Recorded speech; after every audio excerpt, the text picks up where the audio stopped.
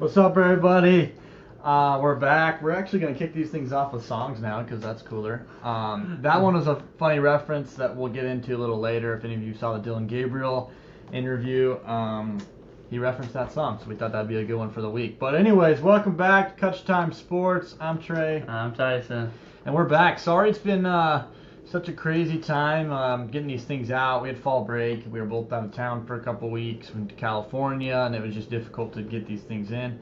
But it's good now. We got a lot of sports to talk about. We're in the heat of the playoff baseball right now. Actually got the game on right now, so we can give you some live updates on that. The Yankees and Indians are playing.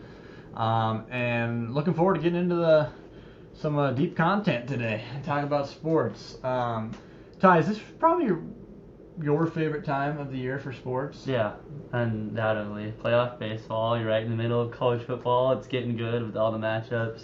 The NFL's rolling, and then this NBA starts in like 2 weeks. So yeah, I mean, for big hockey lovers, I'm starting to really get into hockey. Yeah. Hockey's just started. They're not even a week in. And then basketball. Literally all the sports are going on. It's awesome. It's a great time of the year for sports. It's starting to cool down here in Arizona, finally. And that's what Tyson are wearing our workout clothes because we're going to play slow pitch softball after this. So the weather's good. Time to get out there and enjoy the good weather, huh? Over under 3.5 home runs tonight by Tyson and I. Let's hear you guys' thoughts. We'll give you a little update on that one next time. So, all right, let's get into it. Let's talk about playoff baseball since it's on right now. So like I kind of mentioned, the Yankees and Indians are in the playoffs. They're in the ALCS. The Yankees got a one-game lead up on the Indians. They're playing at Yankee Stadium, and the score right now is 3-2 Yankees in the top of the sixth. So, Yankees might be up 2-0. That would be a big start for them. Ty, what are your thoughts on this series?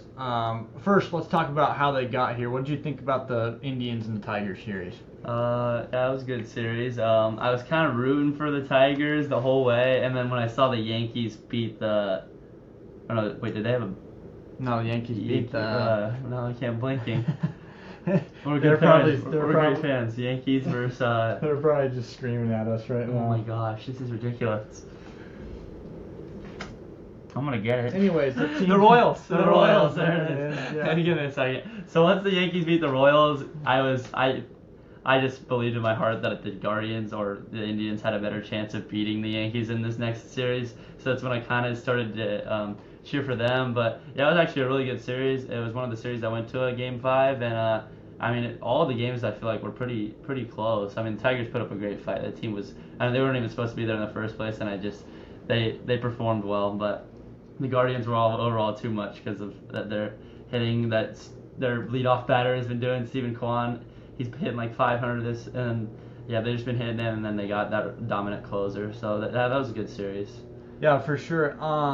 It's just one of those things, kind of like you said, the Yankees and Royals was a great series. For us, the worst case scenario in the world is a Dodgers-Yankees World Series. So that's kind of what Tyson's referencing when he's saying he's rooting for the Yankees to pull it out, I guess, in that series, just because they are the only team that we think can probably beat the Dodgers. It's a great series. I think kind of what we've referenced earlier, the Guardians are just really good at getting on base, and they do all the little things right, where the Yankees are more star power, and it's got them to the end. So, anyways, we'll have to see what happens in this series. My question to you, Tyson, is who will win this series, in your opinion? I think it's all going to matter on this game right above us right now. I think if the Yankees get that 2-0 lead, it's just going to be too much for the Guardians. But I do believe if the Guardians can pull this one out, they might be able to win this series in about like 6 games or something. But I think it always depends on what's going to happen here tonight. They're in the 6th inning. Yeah, I can't agree more. If the Yankees get up 2-0, it's done, I think, because they still have 2 more at home. It's very small chance that the Guardians would sweep at home. So if they win this game, like we said, top of the 6th now, it is going to be the Yankees going to the World Series, in my opinion, as well. Let's talk West Coast baseball, the other side. Well, West Coast and East Coast, but the NL. It's the Dodgers and Mets, and that one's tied up 1-1. It's been a great series so far. Both games have kind of been a blowout. I know the Mets game that they won yesterday got close near the end a little bit. They were up 3 and closed it out with the tying run at the plate. But they've both kind of just felt out of, both teams have pulled ahead early. We'll have to see. It goes back to Citi Field. Tyson, what do you think? First, why do you think the Mets and Dodgers got to the NLDS?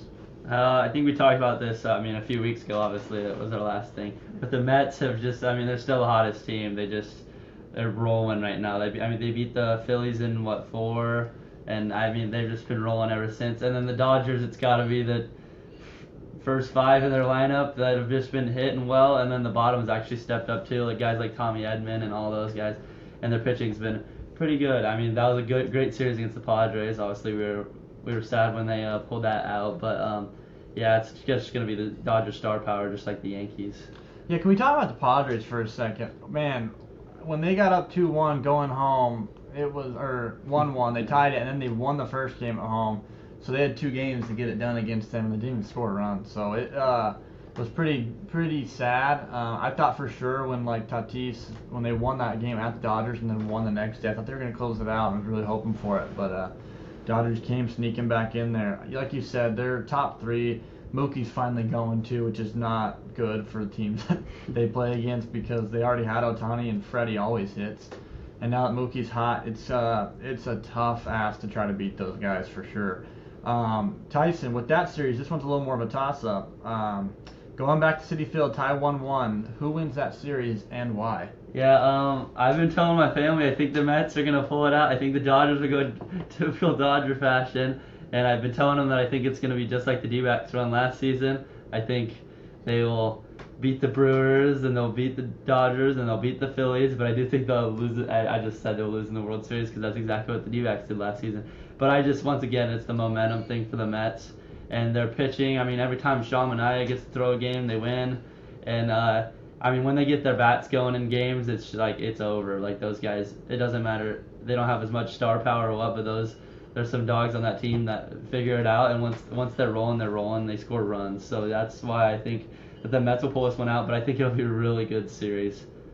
I agree. I want to say it with you too. I think the Mets are going to win this series. I think kind of like this game, it all depends on tomorrow's game. I think if the Mets win tomorrow, it's going to be Mets because how the baseball works is it's 2 at home, 3 away, 2 at home for the Dodgers. And so hopefully if the Mets can win, 2 out of the 3, then they just have to win 1 back at the Dodgers place. So, like you said, I do think that they have the talent to get it done, and most importantly, like you've mentioned, I think they got the momentum right now, and that's kind of what it comes down to. So, we'll have to keep those in mind and keep watching. It's awesome to tune in and watch those. I know some people are cheering for a little New York World Series, which I don't think would be. I think it would be entertaining, and it's a lot better than the Dodgers and the Yankees. So, I'm not opposed to it, but yeah, because if the Yankees win this one, I think they'll definitely be in, and then if the Mets win, yeah. So that'll be interesting if they definitely both make the World Series. Yeah, we never mentioned this. We never talked about it ever since our fall break started. It's been a couple weeks since our last podcast, but really sucked to see the Diamondbacks just, completely blow it. Not even trying to reopen a wound here for us, but we kind of talked about them for a while, for 2 weeks, and the previous podcast we kind of talked about the Dodgers for a while. There was a lot of reasons that this season just didn't go our way. You can blame it on injuries, you can blame it on whatever you want. The pitching just wasn't good enough. Let's be real. And we say this in baseball all the time, playing college baseball, our coaches always references getting the big hit. Like that's what it comes down to in baseball half the time. Everyone can field, everyone can pitch, everyone can hit, but it's getting a hit when you need to get a hit. And it felt like for those last 2 weeks, the Diamondbacks couldn't get a hit when we needed one. It was just a bunch of singles in the last inning, or we hit a home run when we were already down 6 runs in the ninth. Like there was just stuff that was going on that it just looked like they had lost their fire, which was really sucky to see. Because I thought they had a good chance, even if they just squeaked into the playoffs, they had a good chance to make a run. But any thoughts on that? Yeah, it was brutal, especially when you overview just the stats of the season. We put up the most runs in the MLB. But we gave up I think the second most runs in the MLB, just behind like the freaking White Sox or something. Our pitching was just a problem this year. Obviously our bats did fine because we put up runs, but just like Trey said, I think we put up those runs in not so needed moments and then we're down 3 runs and we have the bases loaded, no outs, and I feel like we just couldn't come through ever. So yeah, obviously entertaining season. We love to even get close to the playoffs here in Arizona because you never know with any teams, but. Yeah, it was an entertaining season. I think we'll be. I hope we're a playoff team next year. I think we're just gonna get better and better. Our team's still pretty young, we're gonna have to make some signings this off season, but I think we'll be okay in the long run. I did too. And like I've talked to some friends and other people about, it wasn't too long ago, about 2 or 3 years ago, that we would be very happy being sad in September about the Diamondbacks. It means they're obviously doing something right. They were close, or that they lost in the World Series. Like, as much as those things suck, we've had the other opposite end for a long time where it's been just bad. Like, kind of like the White Sox this year. Not as bad, obviously, because they're the worst team ever. But, I mean, so having these problems in September, being disappointed is not the worst sign for sure. All right, Ty, let's get into the blind rankings. We want to do some more things. I've been spicing these podcasts up, so the TC draft is going to wait another week. We'll do that if we have a guest episode on, or someone else, so we can do 3 people. But for today, we wanted to do some blind rankings. So, Tyson, I thought of 5 players that are still playing postseason baseball right now, and Tyson's going to have to blind rank them 1 through 5. 1 being the best, 5 being the worst. Let's see how he does. All right, Ty. So the first player is Freddie Freeman. Oh man, I feel like just for the entertainment of the people, you put some big names on this list. So I'm just gonna set him at 3. 3. Because he's on a hurt ankle right now. I mean, right now in the playoffs, I would still want Freddie because he's a walking base hit. But I think there's better people in the playoffs right now. All right, Ty. For the second player, we're gonna give you Jose Ramirez. Oh man. Oh, right now, he hasn't had a great postseason at all. I'm gonna give him. But he's a great player. This is a tough one. I'm gonna go. I guess I'm gonna do 4. 4. Yeah, I'm gonna leave the top 2. Okay, so I do think you did the big names. That's what I'm betting Freddie on. at 3. It's Freddie at 3 and Jose Ramirez at 4. He's had a rough postseason, right. but he's so good. The third player I want to say is Kike Hernandez. Oh yikes! We already messed up. We're going 5 with Kike because we can't put him over. But I left 1 and 2 open, and I shouldn't have done it. All right, Ty. 4. Jazz Chisholm.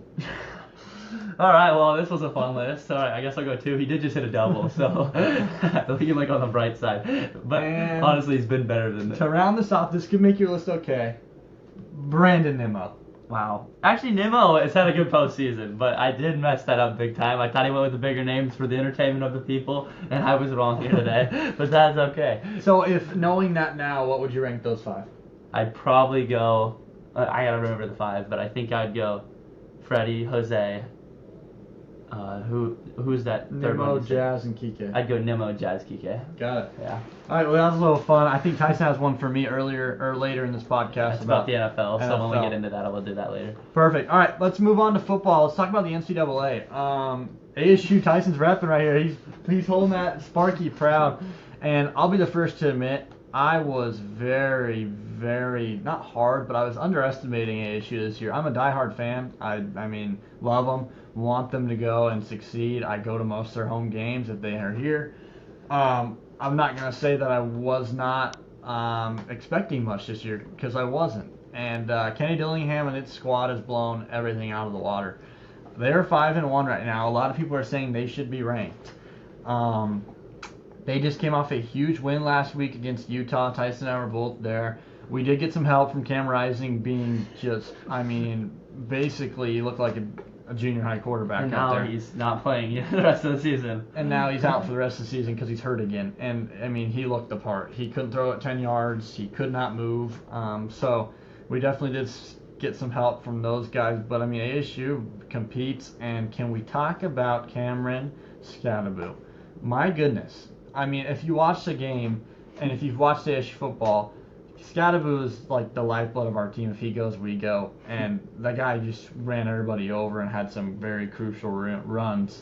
They got a big game on Saturday against Cincinnati. If we do win, we are bowl eligible, which we talked about, I think, on the first podcast this year, is that was our goal. And we can accomplish that 7 games into the season. That is a pretty good accomplishment. Tyson, what do you think has helped ASU be successful this year, and what are you thinking about the game Saturday?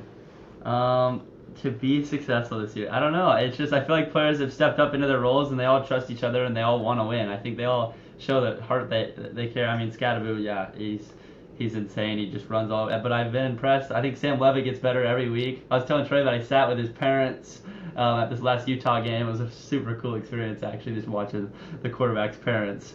But yeah, I just think we've been our offense has looked good, and then our defense I feel like has stepped up when they needed to, other than that Texas Tech game, but when they had a rough day. But I feel like that our defense has been helping us out a lot. And then for today, this weekend's game.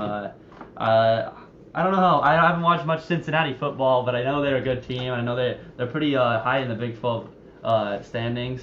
But I think it's going to be a good task for us. I mean, if we do win, it's going to be big for. I think we might get ranked if we end up winning this next game. I'm guessing, and then yeah, it'll help us a lot out in the Big 12. But I'm obviously shocked and impressed by ASU this year, and I'm grateful for it. I think what it comes down to, in my eyes, is the players love Dillingham. You can just tell. And when there's some kind of relationship there where you love your coach and you're willing to play hard for your coach, stuff like this happens. Like, I don't think we're the most talented squad. I don't think we have the best recruits. I don't think any of that. But I do think that they just want to compete for Dillingham. And I'm very excited to see what he builds. He's a Tempe kid. He said this is his dream job. I know money talks, so people might try to pull him away, but excited for what he's building, and hopefully he stays here forever. I'd take it. Oh yeah, Andy, we didn't tell him about how we mossed the field. Oh yeah, we did. We were on the field. Hopefully some of you guys were on the field. It's fun to rush fields when you have a chance. Yeah, it's a fun time. Kenny was moshing with all the kids. It was a funny interview. Some say it was one of the best college football interviews ever. Yeah, I got my 7-month pregnant wife on the field too. So shout out Abby. It was awesome to get her on the field, and it was awesome. Just a fun atmosphere. It's been fun watching them, and like I said, hopefully this is just the beginning. All right, let's talk about just the weekend of college football. It was a great weekend of college football. There were some big games. Penn State, USC went to overtime. That was fun to watch. The one we kind of wanted to mention this past week was Oregon, Ohio State. What a great game. First of all, we said we'd mention it. Dylan Gabriel, he's a stud. I know he's bounced around places. But it seems like he's found his home there in Oregon, and he competes, he plays well. We mentioned his song in this interview. They asked him after his interview what it's like playing coast to coast, and he got those lyrics messed up, and he started singing that Morgan Wallen song mid-interview. But yeah, what a game! Dan Lanning made an incredible coaching move where he put 12 men on the field and traded the seconds for the 5 yards, and then Will Howard didn't have enough time to. I mean, he did have enough time, but he just didn't know he had enough time. Botched it and slid with no time left. So Oregon got the win. They're now second in the nation in their first year in the Big Ten. So that was cool to see. Any thoughts on that game? I mean, yeah, it was obviously it's one of those games that you love to watch. You love to just sit down and watch the whole thing. I mean, it was just back and forth. I feel like both teams never got up like super big, and then I mean.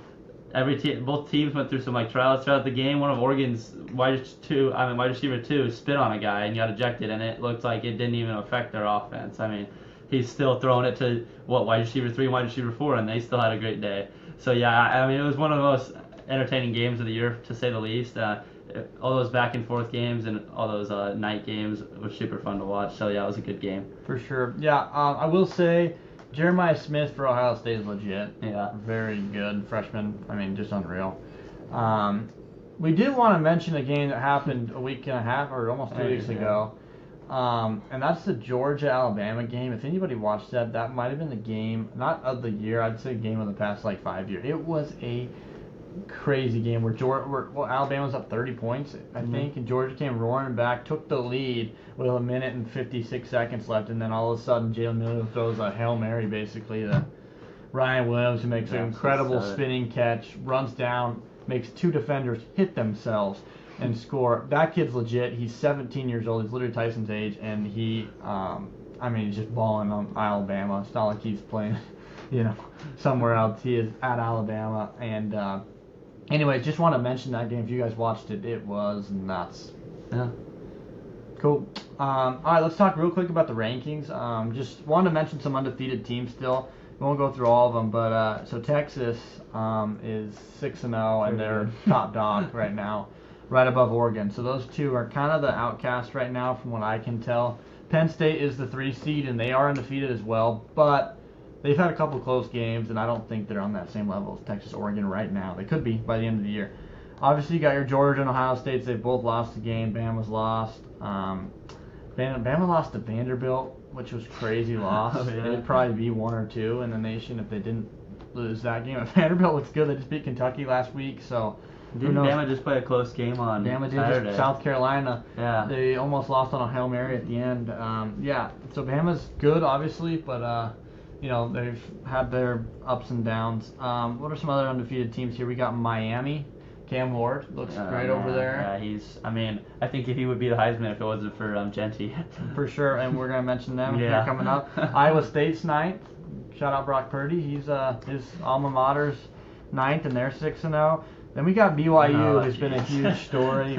We're not the biggest fans of them, but you got to admire what they're doing out there. They're kind of like ASU in the sense that they weren't supposed to be this good, and they're just balling. So, tough place to play out there, and we'll have to see. They play Oklahoma State at home this weekend, and Oklahoma State hasn't lived up to their expectations, but they're always a good squad, so we'll see what happens this weekend. Then we got Boise State at 15. They lost one, that very close game to Oregon that they probably should have won, but they gave up 2 special teams touchdowns, so they couldn't beat the number 2 team in the nation. So they're 15. It'd be interesting to see if they get into the playoff. That'd be awesome.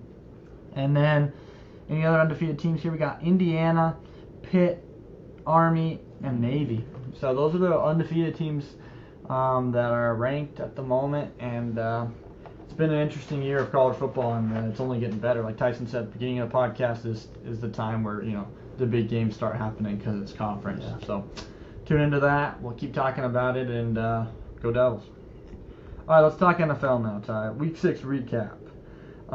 Crazy week of NFL. Tyson and I have been talking about this a lot lately. That the NFL just seems like off this year. Like, not that it's weird to watch or bad, but like it's just been different this year. Not enough scoring, no passing yards. Like Josh Allen on Monday Night Football last night had 84 yards at halftime or something crazy. Like, and they're like praising him for it, and it's weird. Like, it just never used to be like that. He did have rushing touchdowns and stuff, and they won the game. But it's just been a weird year to watch. What were some of your recaps from this week? So just some games that I remember. The Cardinals looked awful after our big win against Niners. We go to Lambeau and we just pooped the bed. I mean, Trey talks about it. 2 teams show up for the Cardinals, a decent one that can win big football games, or a team that's the worst team in the league and we just can't move the ball or play any defense. So that was the one that showed up on Sunday. And then you gotta talk about the Lions and the Cowboys. Big loss from the Cowboys, of course, but the Lions did lose their number 1 defensive player, Nathan Hutchinson. It was a sad injury to see, but that was just pure domination from the Lions. I think final score was like 49 to 3, to 6 or something. It was something outrageous. Those are the 2 that I can remember because obviously we cheer for the Cardinals, and the other one, it was supposed to be the game of the week, and the Lions went in there and absolutely destroyed the Cowboys in their own stadium. Yeah, the one I will bring up, the one other game is the Commanders-Ravens. Oh, yeah. I've been so impressed with the Commanders and what Jayden Daniels is doing his rookie year. They did end up losing that. They barely lost.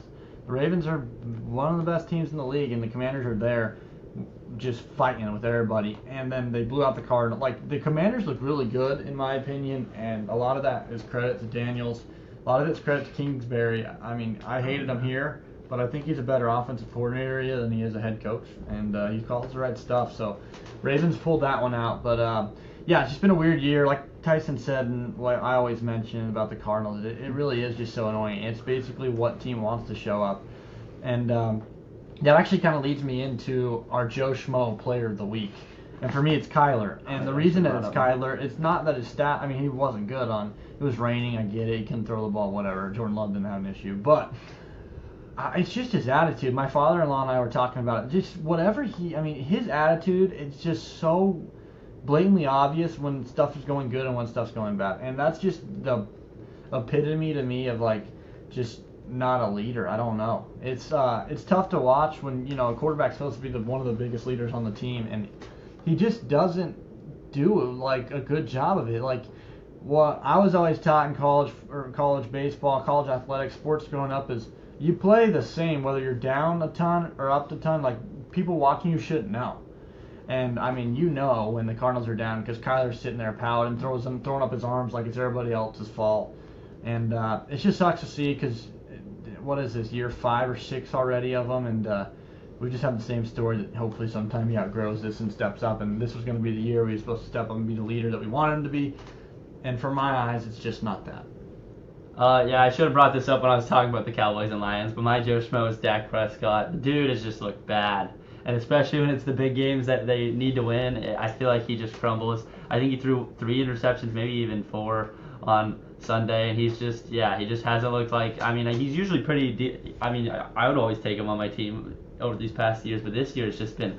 I mean, it just hasn't been the same Dak, which probably what we've been talking about the NFL. There's just not as many passing yards. I think Aaron Rodgers threw for a lot of yards last night, and then Kirk Cousins when we were in California threw for like 500. But other than that, I can't think of any like 350-yard games from any quarterbacks or anything like that. So yeah, it's just been a weird season. But yeah, Dak has just not been himself, and he can't step up in the big game. It looks like so far this season. I have a question about Dak, and not just about Dak, but Ayuk, other players. Do you think that when players sign for huge money, that they kind of let off the gas? I mean, it's tough to say no to that question because I think it's some dudes just heart and love for the game. I mean, when they get paid, they probably just sit back a little bit. Oh, it's already guaranteed, but if I don't get hurt, I'll make even more of it if I don't. Yeah, so I think some do play, and some that are trying to earn those contracts play harder. So I'm going to say yeah to that question. But hopefully some dudes it doesn't affect as much as the others. Some I feel like you can see that it does. I mean, Ayuk could be one of them. It doesn't seem like he works as hard to get the ball or anything, and other players. But yeah, I do think that couldn't affect them. Which is very sad if that is the case, because there's a lot of people that would die to be able to, play a snap in the NFL and get in that bat in the MLB. And the fact that it is business at the end of the day, but it does suck to see if that is the case. I hope and pray that no one has that thought, but it's just an interesting question because it's not just Dak and Ayuk. Those are just 2 that came to my mind, but there's examples in baseball and basketball that when people get paid, they kind of just, I got paid, and let off the gas, and their performance starts to dwindle a little bit. All right, let's flip the script and talk about a clutch player of the week, which is the total opposite of people that are balling.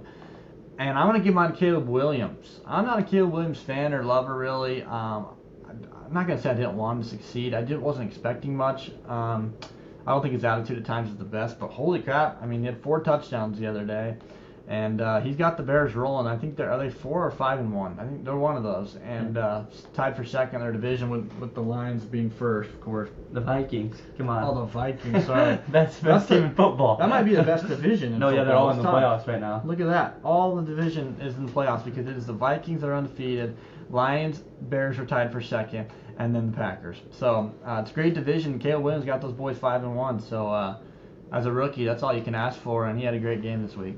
Yeah, my clutch player of the week was Brock Purdy. I think it was a good bounce back after that Cardinals game. It was just a rough one for him. He just threw some picks that he didn't deserve to.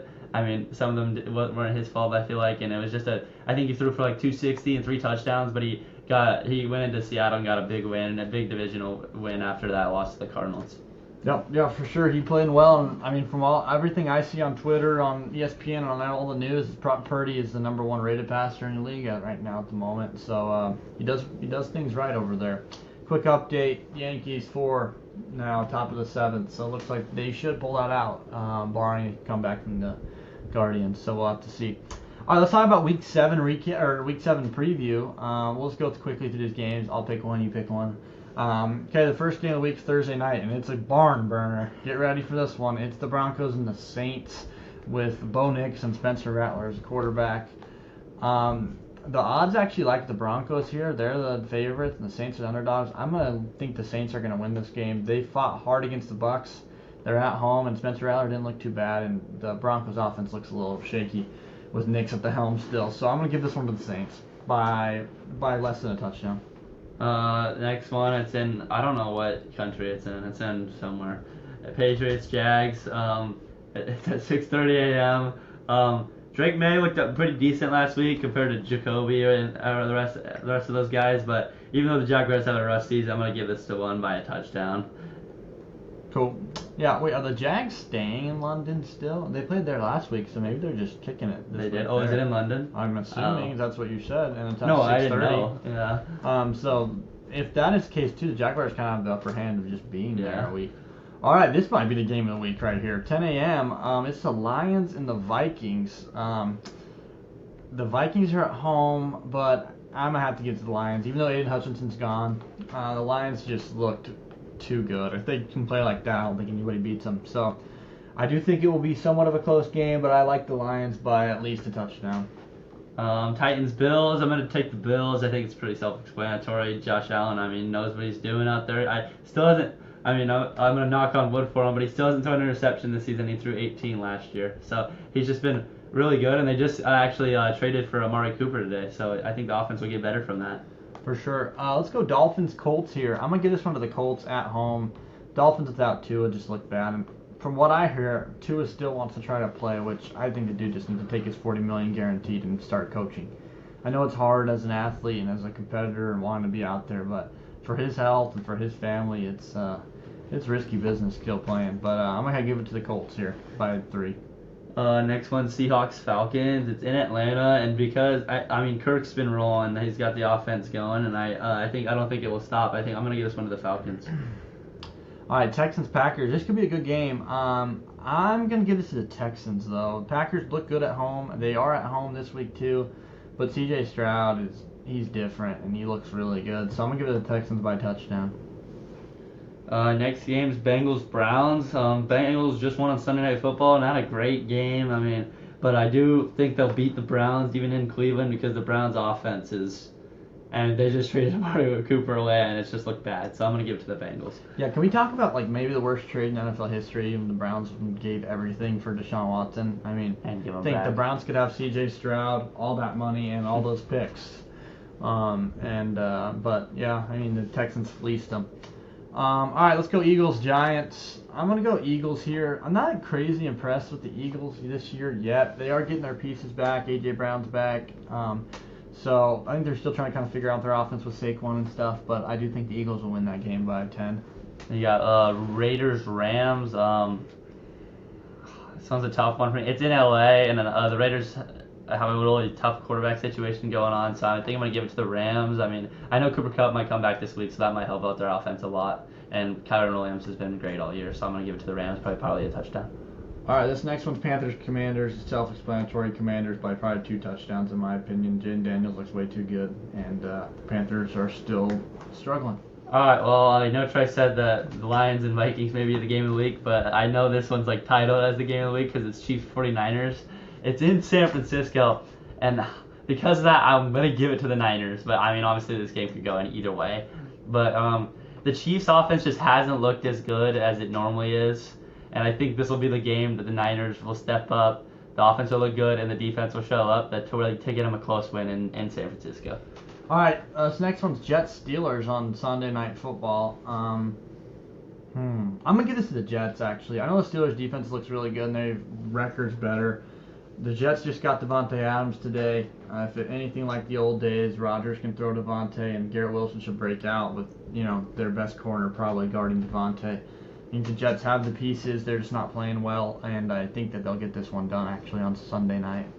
Next one, it's on Monday night at 5:15. The Ravens go into Tampa to play the Bucs. This one's a tough one because the Bucs have been playing good football, but I'm gonna have to give it to the Ravens because of how they started 0-2 and they're 4-2 now. I mean. And Derrick Henry is so freaking good at football, and so is Lamar Jackson. Nobody can stop him so far this year, and I just don't think the Bucs can do that. So I'm gonna give it to the Ravens. I saw a crazy stat the other day about the Ravens, how they have outrushed their opponents by at least 100 yards in every game, and they've outrushed everyone in the NFL by 800 yards already. So yeah, it's the Ravens are just too tough to stop on the ground. It's like, how do you guard both of those? You're either getting, I think we've talked about this, but you're either getting 250 pounds of just pure muscle, or the shifty Lamar, and it's very hard to plan for both. All right, the last one is the Chargers-Cardinals at home, or the Cardinals. We might head out to this one if we got the time. But it's just hard because what I talked about with Tyson, it's either two teams. If the Cardinals show up, I think they win at home. The Chargers aren't that good. But I'm going to give it to the Chargers just based off what I saw last week. If those same Cardinals show up, it ain't happening. I do want the Cardinals to win. Like I said, I might be there. But if I have to guess, I'm going to give it to the Chargers. So that's kind of the Week 7 preview. Let's get into that blind ranking that Tyson has for me about the NFL. I did NFL receivers for Trey. I just thought of some random ones off the top of my head. Man, this notes thing will not load. And my phone's completely glitched. Alright, I'm just gonna see if I can remember them. I know one of them is, shoot. Oh, yeah, okay, I got the list full up. Alright, your first receiver is gonna be Chris Godwin. Chris Godwin, I think he's a lot better than people think he is. I'm gonna put him right at 3. I think he's actually pretty good. Alright, your next one's Chris Olave. Olave. I don't know much about him yet. I know he's good. He's hurt. He's still a rookie. I'm gonna put him at 4 here. Alright, next guy is Jaden Reed, Packers. I'm gonna give him 2. He's been legit this year, really good. And he just torched Cardinals last week. Alright, your next guy is gonna be Tyler Lockett. Lockett. I'm gonna put Lockett at 5. He's a good receiver, stays healthy. Yeah, out of this list, he's got to go at 5. He's not 1. I think you scored on this one. The last guy is Amon-Ra. 1. I think that might be a perfect list in my What do opinion. you think? Amon-Ra, Jaden Reed, Godwin, Olave, Lockett. Do you think you'd go the same way with it? I think I would. I think I'd put Godwin over Reed, but yeah, Maybe. that's just me. But I do think that was obviously a way better list than me. That was really good. I mean, you at least got 4 out of 5, but I do think I'd put Godwin barely over Reed. I'm pretty sure Godwin had like 2 touchdowns and 150 yards last game too, but yeah. Yeah. Those Anyways, are interchangeable. pretty good. That's fun. That's one of the new things that we can do. I think we're gonna post some TikToks too while we launch this episode, so we might do that for our TikTok episode too. All right, and let's get into our last question here, and that's our trivia. We'll end this episode pretty. We were kind of going long with these things and maybe losing some of y'all's attention because I don't even want to listen to myself for an hour talk. So we're gonna wrap this thing up here with some trivia. I also do want maybe ask you guys a question at the end. We'll probably put out a poll on the Instagram story because we're thinking about maybe doing some spotlight episodes where we bring people in. And talk about their career in sports, and just want to know what you guys think of that. That's something you guys would be interested in. If you guys are like no, then we won't even put in the effort. I think the first spotlight we would do just to kind of test it out would probably be myself.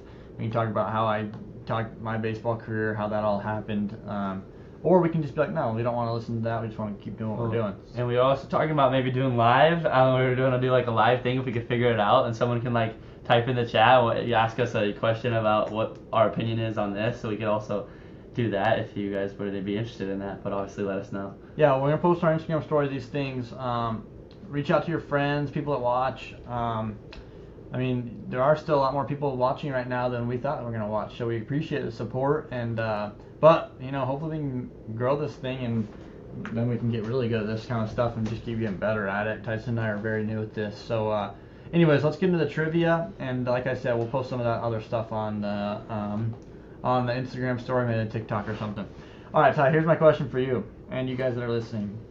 Which sports, there's 3, have the USA never won any gold medals in the Summer Olympics? There's 3. These are kind of just... Yeah, I don't even know the sports of the Summer Olympics. Well, there's I'm not going to say the ones, but it's obviously not the Winter Olympics, so it's track, stuff like that. Yeah. How about like indoor stuff? Like the thing where they throw the orange thing in there, they shoot it. What's that called? It's like shotgun shooting or skeet shooting? Yeah, or it's like that orange circle. Disc. Yeah, they throw it in the air and then they aim. Yeah, I think it's called shotgun shooting because it's just disc. But no, you're not right there. Oh, I'm not surprised because I seriously couldn't think of another sport. I'll give you a hint. They all have something to do with a round ball. A round ball? Yeah. It's like badminton. That is one of them. Badminton is one. I couldn't even have told you that's in the Olympics, so that's my problem. Is one. Here's they all got something to do with the ball. Yeah. No, we probably won we had to have won in like all the tennis and all that kind of crap. So yeah, I got nothing. I mean, there is a form of tennis. Was lucky. There is a form of tennis on here. Form of tennis. We haven't won. Doubles. No, we've won doubles. Think smaller tennis. Ping pong. Ping pong. Ping we have pong. never won at ping pong. That does not surprise me, actually. There's too many good other players in the world at ping pong, I guess, so we can't compete there. And there's one other one. And this is kind of a newer one in the Olympics, I think, or maybe it's not, but it's the first year that I ever really saw it. It has to do with players throwing a yellow squishy ball. No. I think it's squishy. A yellow? Yeah, players all on a team. Yeah. Handball. Handball. Yeah, okay, that makes is sense. it. That is the 3. I don't think it's always yellow. Maybe it might There be. you go. I don't know, but from what I watched, those are the 3 sports that USA have never won gold at in these Summer Olympics: handball, badminton, and table tennis. So there you guys go. Hit that one. Hit your friends or family with that random question. All right, Ty, you got one? Yeah. My question was just how many weeks do you think from the start of the regular season to the end of the regular season in the NBA does it last? All right, let me think here. There's 52 weeks in a year. I know that. And it starts at the end of August and goes till about the beginning of June. So that's 8 months times 4. It's just regular season. Just regular season. So yeah. then actually it's so the middle of May. It's 82 games. So it's about 7 weeks. 7? Not 7 months. It's 4 weeks. I'm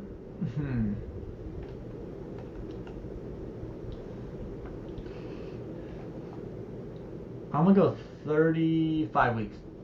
You'd be really far off. You're gonna have to go under. Okay. Well, 7 times 4. I was giving myself some extra weeks there.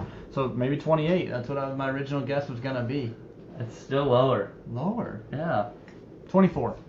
What? 24. Still lower. Weeks? Yeah. Dang, I am terribly off. 18 weeks. A little bit higher. 22 weeks. Lower. 20 weeks. Lower. 19 weeks. That is 19 surprising. times 7 is 133 days, and they play 82 games, so it makes sense. Wow, You know, yeah, I from when was it not even starts. close. Not even close. I was aiming on the side of pie. All right, well, awesome. We'll wrap up our episode today. Like we talked about earlier, this is a very exciting time for sports. So watch the World Series and the playoff baseball. Watch all the football you can. There's some good fantasy things going on at the time, and we appreciate your guys' support and look forward to hopping on next week to talk about some more stuff. Like you said, there'll be some stuff on TikTok. Like it, repost it, or whatever to help us out. And also, we're going to put these polls out about spotlights. If that would be something you guys are interested in, or maybe a live episode where you can just, fire in your questions live. We'll put all that out there. Be looking for it, and appreciate y'all's support. See ya.